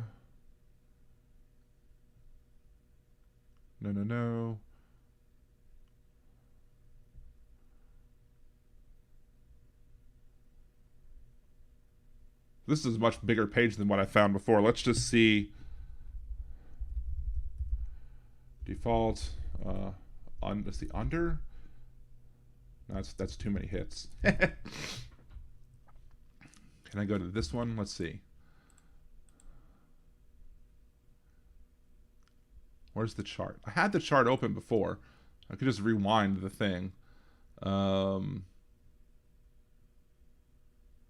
don't know. I had it open before, and I can't seem to find it now. But there was a chart that was available that basically, I think it said that you could have made lower payments. I don't know about being in default, but you could still make lower payments. It's government, of course. It's complicated, of course. Trucker John, will this translate into votes for the Dems in November? It might. I believe that the Roe versus Wade overturning with Dobbs v. Jackson, I think that's going to significantly turn out more votes than the student loan issue will. And while this also may drive people to vote, I don't know how much won't intersect. Like, for example, if you have the Venn diagram of one circle is people who are going to come out to vote because of student loan forgiveness, and one portion is people who are going to come out to vote because of Dobbs v. Jackson and overturning Roe. It's very possible that those two are going to be very tightly, those circles might intersect greatly, with only fringes on the edge of people who wouldn't have come out for one or the other. They're probably coming out for both in most cases. Now, there are people who, to borrow terms from your TYT types, your Nina Turner types, your folks who, now there's a lot of stuff that Nina Turner talks about that I absolutely 100% support. There's stuff that Young Turks talk about that I absolutely 100% support. But there are people who are on the far left, and I'm rather progressive. I want income-based, I want universal basic income. I want Medicare for all. I want lots of things that leftists want. I'm just more pragmatic about it sometimes. But the thing is that these people are basically saying, if you're not forgiving more, then you're harming people of color and you're harming other people, and therefore it's not good, or they're still going to complain, or you haven't done enough. This is not enough. So if it's not enough, it's not good enough. So it's not good. So, and look, it's very important to understand that, assuming that Nina Turner's numbers are correct, that the average white borrower might have $12,000 of debt versus the average black woman who may have $25,000 worth of debt. And that's worth taking into consideration. Now, if that individual who is a black woman, if that person had $25,000 in debt and that person had 20,000 of her debts written off, then that person only has 5,000 left. And whatever their income might be, they're no longer going to get to charge interest. And if their income, black women make much less money than their white male counterparts. So therefore, it's very well possible that an individual might not have to make any more student loan payments, because if they make, what was that? I said $55,000 a year, they're not going to have to make any more payments for the rest of their loan. And for 10 years, left with 5,000 left, you pay $0 for 10 years, over the course of 10 years, and then you have the rest of your debt paid off. So to me, it's 6 of one, half dozen of the other. So if a person who's single, who is going to make $0 in loan payments for 10 years and have the rest of their loans paid off, versus having all of their loans paid off right now, there's no difference. And that's why I think too many times people on the left will eat each other alive. And maybe it's because I don't know how much Nina Turner does or doesn't know about financial aid. She probably knows more than a lot of people. I've debated some other people on the student loan issue that clearly don't know as much as I know. I don't know how much I know compared to how much she knows. She may know more about me than student debt than I do. I don't know what it is. But what I do happen to know is that if you're going to nitpick what's going on, at least nitpick correctly. At least point out correct issues. Because again, if you have $25,000 in debt, and you're a single person, and you're making less than $55,000 a year, your IBR payment is no $55,000 a year. That was $29,000. No, if you're making $36,000 a year or less, it's 36 is the number. If you're making $36,000 a year or less, your payment is $0. If your payment is $0, and you make that payment for 10 years, your loan is basically forgiven. It's just going to take 10 extra years to do it. Now, what's important to keep that happening is you need to keep Democrats in office. You need to come out and vote. So what these extremists are going to do are they argue that Joe Biden is not doing enough for these people, but not taking full every single bit of information. They're only taking bits of information in a vacuum. And if you're going to criticize without understanding the little bits that are there that make the argument more complex, and look, it shouldn't be as complex. Maybe the Biden administration should have said, we're going to wipe all these loans off, and it looks, if at your current income you would be making 0 payments until the next 10 years, we're just going to wipe that off too immediately. Fine, but I don't know if they could have done that. So they had to make it a little more complicated. They had to make it, I guess, a little more complicated just to kind of maybe skirt issues a little bit, or try and make it so that it sounds better, or it works better, or it functions better, or maybe make it so that the people who are extremely wealthy don't get away with getting too much debt written off. That's fine. But as well, there's another thing, is there are people who are like, no, there's one person that I was debating on this subject on Twitter. That person was like, nobody who's wealthy, who's rich, and they would never say what that line was, where you should not have anything forgiven. There was whatever the line is, whatever was more than that line, they wouldn't say what that line was. And whatever was more than that line was, they should not have anything forgiven. And then the people who make under that line should have their debt forgiven. Okay. I don't know what that line is. We could debate what that line is. That's fine. But my statement was that I would rather too many get forgiveness than too few. I would rather, again, help more people than less people.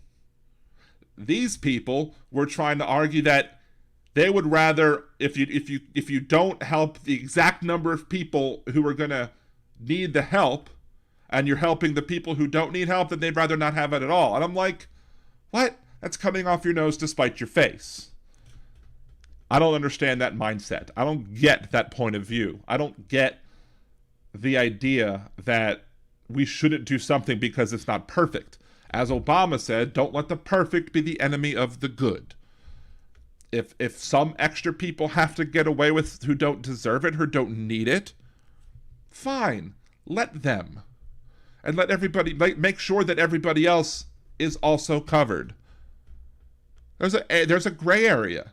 I don't think there's a clear cutoff line. I think there's a gray area of people who, depending on where you live. If you live in rural Louisiana somewhere versus downtown LA, your cost of living is going to be different. So whatever your income is going to affect whether or not you are living well or not living well. You can have the same income in one area and be like really well off, and in another area you'll be like you're struggling. So there's a lot to take into consideration there. Well, the rich need help, yeah. Let's see.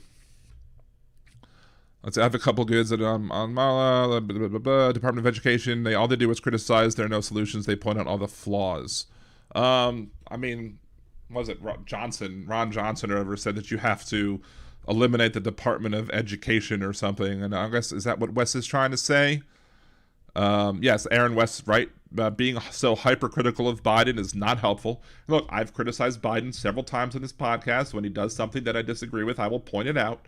Again, I don't think that this is the best plan available. I think would I've much preferred just everything wiped clean. Sure, part of that is because that would help me more. But again, I'm not going to complain that Biden is trying to help as many people as possible. Now, he was going to get flack from the Ted Cruzes and the Ron Johnsons and the Donald Trump Jr.'s and Donald Trumps and everybody else. They were going to get flack regardless. So why not use the political capital now? Well, the problem is again, it's a political calculation. How many people would be driven away from the Democratic Party in the fall, if everything was written off versus just some? I mean, clearly there's some conservative or centrist type people who might be like, well, we shouldn't have to pay for all of that stuff. Why should we have to pay? Of course, Ted Cruz is making dumb arguments like waiters and waitresses are going to be paying for the degrees of the people at Harvard, for law school degrees. I'm like, that's ridiculous. That's absolutely ridiculous, because waiters and waitresses are not going to be paying more in taxes. It's silliness. Plus, there's also the silliness where this is one thing that people don't quite get. All of these loans that are being forgiven, at least the vast majority of them, are already held by the federal government. The federal government has already expended the money to take the loans. That money is already spent. It's not additional spending at this point. My loan is currently held by the federal government. So if they cancel my debt, guess what? It doesn't require a penny of additional spending. They've already spent it. So it doesn't add a single cent to additional federal spending to eliminate my loan. But of course, they love the poorly educated. They love the poorly educated. That's what Donald Trump says. I love the poorly educated.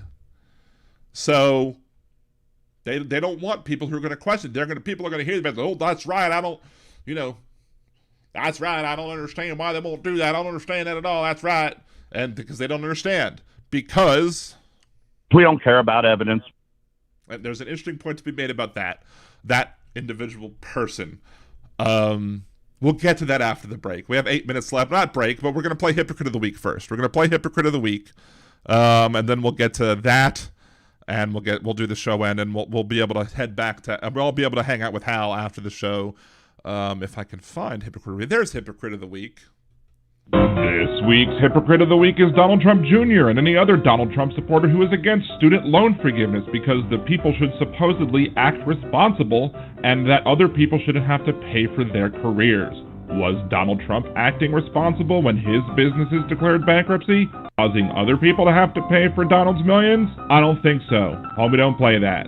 To see who next week's Hypocrite of the Week will be, tune in to Liberal Dan Radio, Talk from the Left, that's right, on Liberal Dan Radio on YouTube and at blogtalkradio.com/LiberalDan. There you go. And I was struggling for a lot of the day.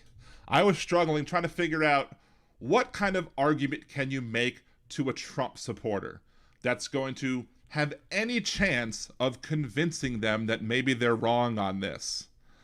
Yes, homie, don't play that. Call back to Homie the Clown. Doesn't mess around, even when the man tries to put him down.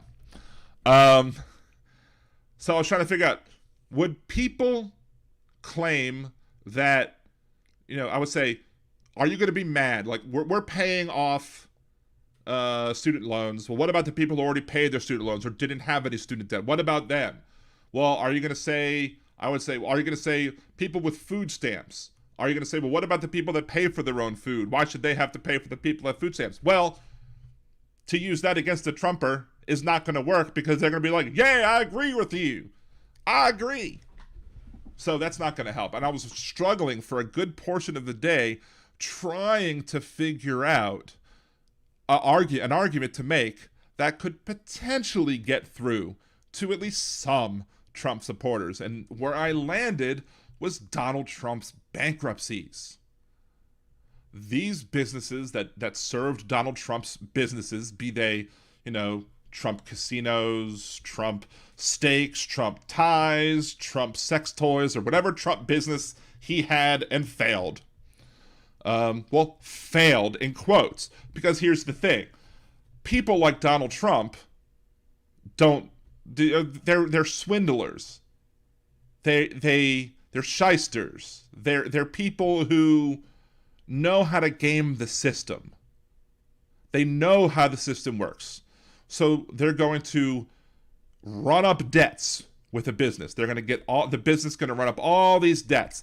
They're going to be in debt. They're going to owe payments to contractors who do building for them. They'll do, or who clean they're going to hire lots of contracts. They have lots of contracts with lots of payments that are due. They're going to build up bank debt with banks, obviously. And they're going to have all this stuff. And then Donald grabs all the money out, just kind of like what Bain Capital did with KB Toys. They did a leveraged buyout on KB Toys. They sucked out all of the money that you could have possibly gotten from KB Toys. They only put like $20 million up, and the rest of it they used as the leveraged buyout. They used the capital, what remained in KB Toys, to leverage the rest of the loan. They took out all of the value by giving large corporate bonuses, much more than $20 million, and then they let KB Toys go bankrupt. So they let all of their people, all of the debtors got screwed while the people got rich. Donald Trump knows how to do that sort of thing. He has lawyers and other people who will make sure that they'll be able to get a whole bunch of debt racked up in these organizations while getting out as much money as possible, and then letting them go bankrupt. So they get rich and leave the others holding the bag. They leave the others, so these other people are paying for Donald Trump's millions. But do they care? Will they care about that? I don't know. It's possible that some of them might. Of course, it's also possible that some of them may be like Cash Money, the caller who said, "We don't care about evidence." So, I don't know. To me, the bankruptcy argument, if any argument is going to make it through to any Trump supporter about this student loan argument, it's going to be the Trump bankruptcy one. I'm still not holding my breath. That's going to help convince a lot of people, but it might convince some, and some might be all you need. Who knows? Interesting point. But again, this is why Donald Trump said he loves the poorly educated. And this is why they're fighting this. They're fighting the student loan forgiveness because they don't want people going to college. They don't want people getting educated, because as people get educated, they understand how much of a grifter the Trump family, grifters these Trump family folks are. They understand how they're they understand how that they could take advantage and swindle these folks and fool them. If they're not educated, might not be able to figure out the con, and they'll con them for all they have. They'll be able to convince them to vote against their best interests, because all for the good of Herr Donald. So, and that's what they want, because they'll allow people like Trump to say, if you're innocent, why are you taking the Fifth Amendment? And then you plead the Fifth if you're Donald Trump, and then the people don't question him because they don't care, because we don't care about evidence. Quickly, I've had one show where I talked about that guy who said that we don't care about the evidence. It's Cash. This guy's he calls himself Cash Money. He calls into a local political radio show in the mornings a lot. And there was a movie that was being released, and it was about somebody who was local. He's somebody who was talking about how he met his mom through 23andMe because he was adopted, and I'm sitting there and I'm like, there's got to be a catch here. Well, the catch to the story was, of course, his birth mother was going to have an abortion, and she was on the abortion table supposedly when she decided to no longer go through with her abortion. So he made a movie about it, and apparently it went to the theaters or whatever. And so this guy Cash Money calls back in, and he goes, well, that was a good abortion story. But nobody's going to tell the story about my abortion or my adoption story, because I was born addicted to heroin. And I'm like, it all makes sense now. It all makes sense that the individual who says we don't care about evidence is the person who doesn't care, is the person who was born addicted to smack. So, and maybe I shouldn't make fun of him anymore. Maybe now that I understand why he's like that, maybe I should be like, you know what? Maybe leave him alone a little bit. But the problem is that he still's out there spewing his nonsense, and as such, but he's the type of person that Donald Trump and Donald Trump Jr. and all of the Trump crime family and all of the people on Newsmax and Fox News and OAN, all of these people like to take advantage of. Why? Because they know that they can. Because they like the poorly educated. And they don't want the people to go get educations, and they don't want that. And they might think that all this debt cancellation is going to make people more likely to go get an education, and therefore less likely to fall for their BS. So that's an important thing to consider. Let's see. Let's go back through the chat a little bit before we decide to end. Let's see. Rudy was begging for his law license to be emaciated. He said that he hadn't caused a riot or broken the law in a year and a half. That's funny. Let's see. I hope they lose all their wealth in a housing bubble implosion. Why do people rent when a mortgage is often cheaper for the same size and space? Answer for that. Let's see. I don't know if Kinky Streets go on to continue that. Okay, I don't know. So, all right, so Kinky Streets, the answer to that, why do people rent when a mortgage is often cheaper? It's because the requirement to get a mortgage is more stringent than the requirement to pay rent. And here's the thing. Here's why. So, and there's a meme that goes around about this where it's like, I could provide 2 years of on-time rent payments showing that I can pay $1,200 a month for my rent, yet I can't get a loan for $700 a month to pay my mortgage because for some reason my income isn't high enough, but I still make enough money to pay the rent. So we have these restrictions on getting loans and getting mortgages that are sometimes ridiculous to achieve. And the other problem is the fact that I've had, if you go back to my is rent theft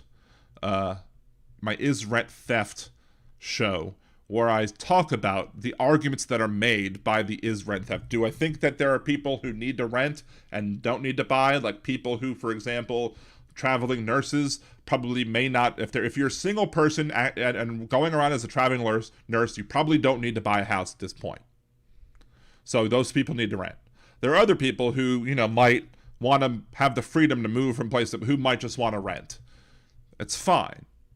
But too many people who are renting are hoarding up properties, thus artificially inflating the price to get those properties, making it harder for individuals to, so it artificially increases the price of the house, therefore making the loan to get that house much more expensive, therefore making it much more hard to qualify for that loan. So our system that we have right now is broken in that it disincentivizes owning a house and it makes it harder to own a house. So we need to work on all of that stuff. Let's see, somebody talk about record luxury car sales. There's an interesting thing where used cars are being sold for more than new cars. There was a dude who bought like a Tesla for like $80,000 and then immediately flipped it to a used car market for like $100, and he made like $20,000 immediately. And then he tried to buy another Tesla, and Tesla was like, nope, we're not letting you do that. And I'm like, why are you mad that this person was able to take advantage of the system? Why not just sell your Teslas for $120,000 if you don't like the fact that they're selling on the used car market for $100,000? Why not raise the prices? Let's see. Yes, grow left at liberaldan.com if you want to help me. One of the things, if you go to grow left at liberaldan.com and if you make a contribution, usually what I say is, look, the ways to support the show is as follows. There's nerdydan.com on Twitch. If you have an Amazon Prime subscription, go ahead and use that. You can... I need to post the links on nerdydan.com on how to do it, but there are plenty of guides on how to do that. Basically, you make sure to sign up for a Twitch account. You sign into gaming.amazon.com. You hook that Twitch account to your Amazon.com account, and then you can go to Twitch and subscribe to my channel for no extra cost. And then that's one way to support the show. Another way to support the show is become a Patreon, patreon.liberaldan.com, or you can make one-time payments either to my Venmo or to buymeacoffee.com/liberaldanradio, or you can go to buymeacoffee at nerdydan.com as well. There's nerdydan.com as well. And then after all that, and once you do all that, and if you still have money you feel like contributing to help out, then go to growleft.liberaldan.com. But here's the thing. If you go to growleft@liberaldan.com and make a contribution, let me know, please. I want you to let me know, because I'm still kind of new with these folks, and I just want to make sure that I know that everything's being counted on properly and on the up and up. So if you make a contribution there, let me know so I can verify that they're being counted properly or whatever, that things are going on, because they're pretty new as well. So if there's any bugs in the system, you want to make sure to get those bugs out the system as well. Trucker John, I want a camper van. Are you going to live in a van down by the river? I live in a van down by the river. Anyway, I think we're chomping into Hal's time a little bit. I don't know if anybody's watching simultaneously. Has Hal started yet? Let's see. Aaron, I still don't have a car because used cars are ridiculous right now. Exactly. That's the point. What I was talking about. Like, used cars sometimes are more expensive than new cars. There are people who leased their car like right before the pandemic, and their leases are coming due, and you can assign the lease to somebody else. And so car companies like Carvana or these other places will take on the lease and give you cash. And it turns out that these people are making like $6,000, $7,000, $8,000 extra just by handing over the leases to these third-party car companies, which is kind of cool. Now, generally speaking, leasing doesn't work that well for other people.